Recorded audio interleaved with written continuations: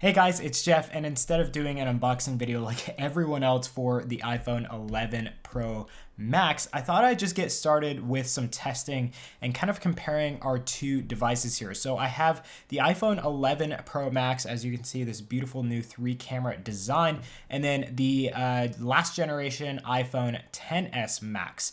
And we kind of did some benchmarking tests, some actual use tests between these two devices, and really got in depth as to how good the A13 Bionic chip really is. So we have some pretty fantastic results today, and we also compared it between the Google Pixel 3 XL. Yeah, that didn't fare too well against these two devices, but we just threw those results in to show you guys exactly what's going on elsewhere outside of iOS, and what your offerings are elsewhere as well. So let's go ahead, dive into the results here, and then we'll talk about some more details as to what we are seeing today and how this may affect you when you make your upgrade choices. So guys, I have both of our devices here, iPhone XS Max on the left, and on the right, the iPhone 11 Pro Max. And we'll go ahead and check out the build numbers for both of these. Just fair warning, they are different because the iPhone 11 Pro Max got its own special build of iOS 13.1. That is the version we're running on both devices here. And that was for beta 4 on both of these devices. So here you can see that the build number and version number for the iPhone XS Max does not match what we're seeing here, but if you are a developer, you'd know that this special build is the same build of iOS 13.1 Developer Beta 4. It's just the build numbers are slightly different. Now let's go ahead and check out our first benchmarking test run in Geekbench. And if you take a look at the version number here, we're running version number 5.0.1. So a different version from what we were running before in Geekbench 4. So basically the scores here are going to be a lot different. It's not that, speeds have gotten slower. Geekbench has just revised how they score benchmarks, and that is the reason for the kind of low scores that you're seeing. So if you take a look on the left, single core score 1,122, and then 2,488 for the multi-core, and then on the right, the newest device here, 1,333 for the single core and 3,491 for the multi-core. And this is the start of the battle between A12 and A13 Bionic chip, and so far the multi-core score on the iPhone 11 Pro Max is very impressive. Let me know your thoughts in the comment section down below about the two scores there. We'll be doing some further calculations on the exact improvement that we're seeing there, but I think we're going to have a hard time with this one because this is a major improvement for the compute or graphics performance score. So 4,584 for the iPhone XS Max, and then for the 11 Pro Max, 6,422. So that's a huge jump in performance between these two devices, and that is very impressive. Now, just to show you what we're working with here, iPhone XS Max, iPhone 12. 0.5, which is code name for the iPhone 11 Pro Max, and those are the different specs. So here are the specs for the iPhone XS Max, a 12 Bionic chip running at 2.49 gigahertz, and the 11 Pro Max. They don't have the exact processor that we're running, but that is the A13 Bionic chip running at 2.65 gigahertz.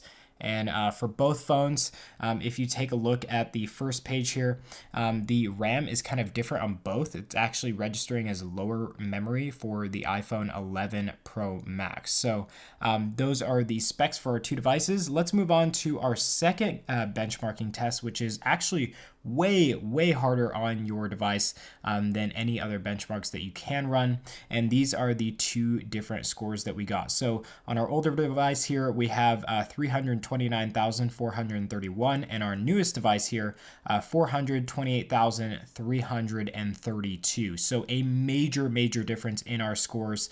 And as you saw in, just updating to iOS 13 versus iOS 12, we got some major improvement on the iPhone XS Max, but we're just taking it to that next level here with the iPhone 11 Pro Max. Now, here's a breakdown of the two scores and how it's split between the CPU, GPU, GPU, UX score, and memory. And the two scores that saw the biggest improvement were the CPU and GPU scores. So some pretty impressive results here from these two benchmarks. And I am so impressed as to how well the iPhone 11 Pro is doing so far. I don't think Geekbench is fully certified or fully compatible with the iPhone 11 Pro Max device just yet, so these scores can only improve from here, but so far the improvements that we're seeing so far on the iPhone 11 Pro Max are absolutely insane. So the next test that we're going to do is the restart test. So we're just going to see how fast each device will restart. So let's go into that menu here and then go to restart. So once we press restart on both devices, our iPhones will restart. So we'll do that at the same time and put up a timer at the bottom here. Let's go ahead and restart. So it looks like both of them are pretty quick to get the screen off and start the restart process, but I have a feeling that the newer device will take a little bit longer just because it's loading a whole lot more information right now.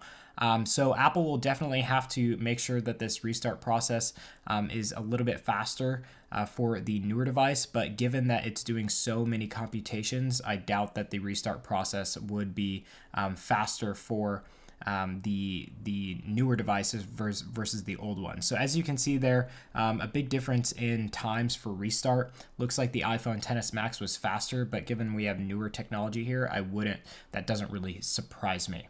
Okay, so those were our tests between the iPhone XS Max and the iPhone 11 Pro Max. Let's go ahead and break down those numbers to kind of give you more exact calculations as to what those results really mean.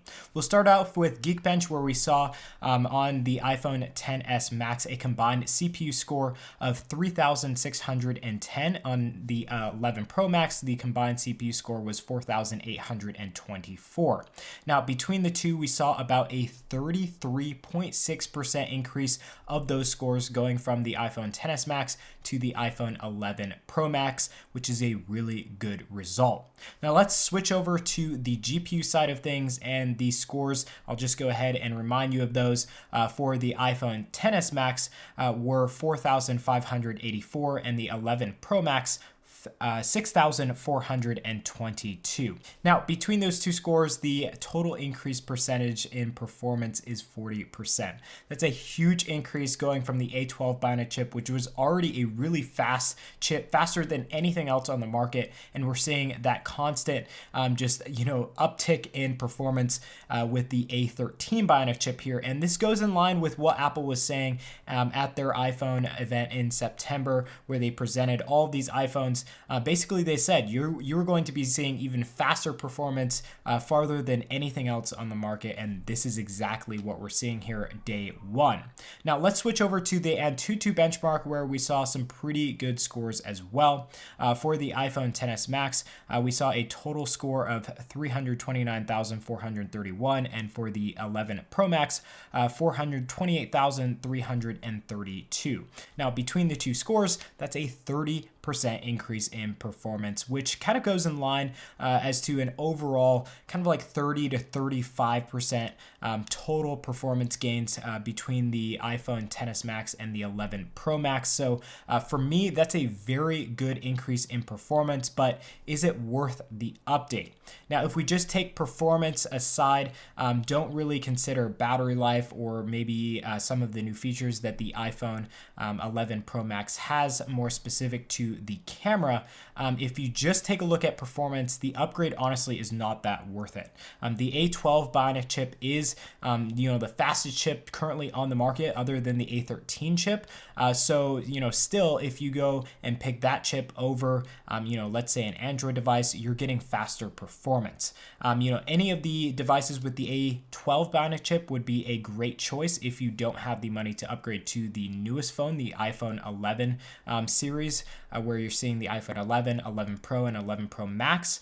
So just with performance, yes, we're seeing some really good results here, but in our actual use test, we didn't really see much of an increase in performance. That hasn't really kind of shined out at us just yet in iOS 13.1. Now, we did an actual use test, as I just said, but it's actually not worth your time. To be very honest, the test didn't really favor the iPhone 11 Pro Max. It actually favored the iPhone XS Max simply because all of the code has been geared towards the iPhone XS Max, and the Pro Max 11 Pro Max really hasn't gotten that much attention because it just came out. So to be very honest, it's a little bit buggy here on iOS 13.1 with this new device, and apps just weren't loading as fast as the XS Max. The performance wasn't as great in the actual use performance test, but as a few weeks go on here, we'll do another follow-up test, performing actual use, and we'll see if that changes in the near future.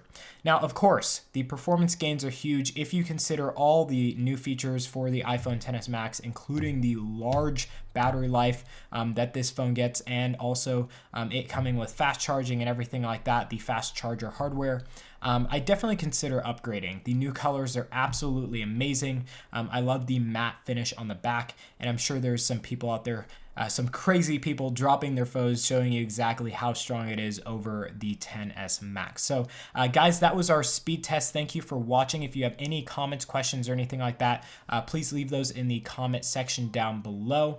If you want to get more involved with the channel, make sure to leave a like on the video, get subscribed, and also hit that notification bell button to get updates as soon as we release our content.